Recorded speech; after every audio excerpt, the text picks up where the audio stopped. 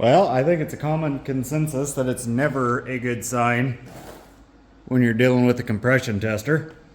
But for a while now, I've been dealing with cylinder number 5. Kind of blackening up the plug.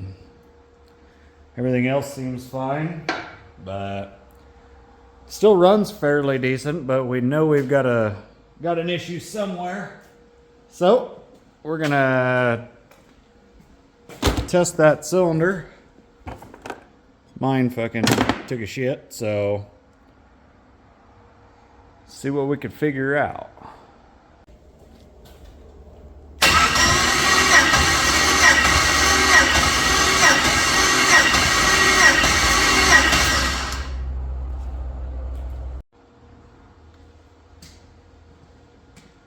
Well, I didn't want to bug you with going through every one of them one by one, but cylinder 5 actually wasn't even the lowest. So, and they were all within 2 to 3 pounds of each other.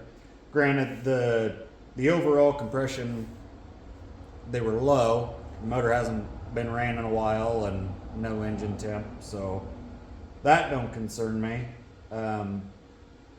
I was just checking for variances between each cylinder, and everything is within, 2-3 psi.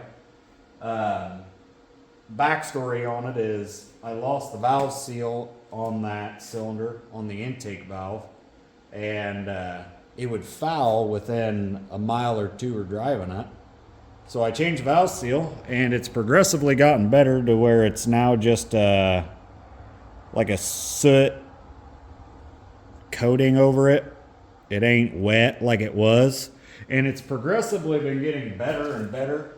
But it just, I don't think with the E85, and I haven't made a lot of pulls in it, and I haven't really beat on it, so I haven't really given it a chance to clean that cylinder out. But I think I've got a couple months before the car is even going to come out of this garage, so, and I don't have a whole lot to do to it until next season.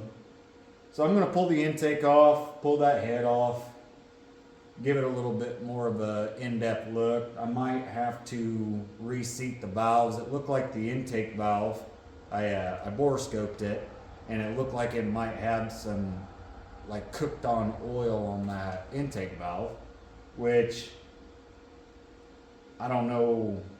I ran it up, made 180 psi on that cylinder, and I let it sit for about 5 minutes, and I didn't have a whole lot of drop down, so I can't imagine that it's seeping back past that valve. But I just want to clean it up and make sure it's right. Let it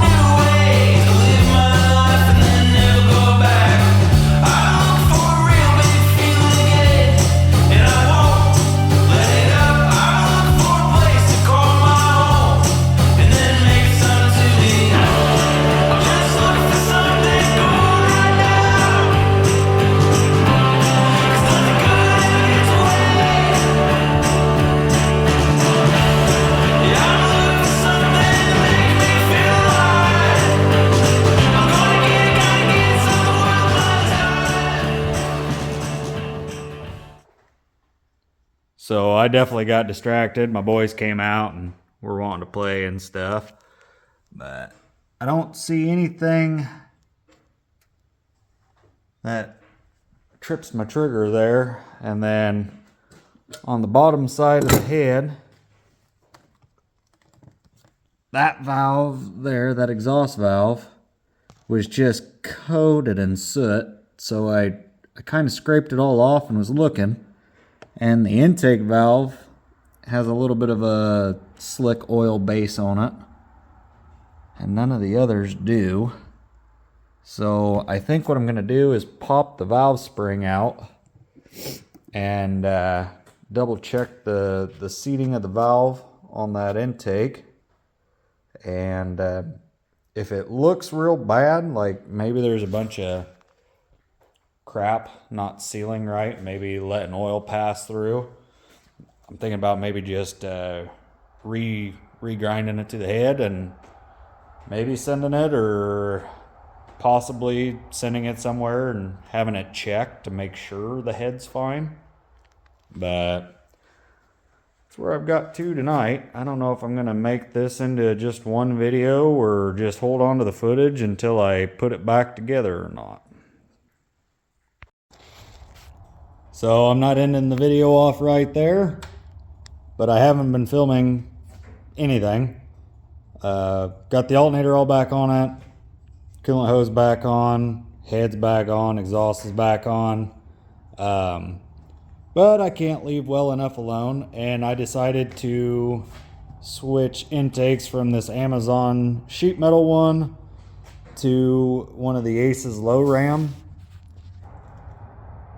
But with all good things, you know, switching one thing leads to switching 10 things. So a lot of the old stuff wasn't fitting quite right with the new intake. The fuel return lines used to run underneath, in between the intake and the valley cover, and well, dash 10 lines don't fit underneath that low ram, and it just doesn't fit worth a shit. So I've got a new fuel line ordered to redo the return, and then the famous last words of "while I'm here," I'm going to rerun a lot of the wiring, try to tidy up a lot of stuff. I've got some valve covers leaking, so I got new valve cover gaskets and seals. I had to change all my fittings for like my map sensor and stuff on the back of that intake.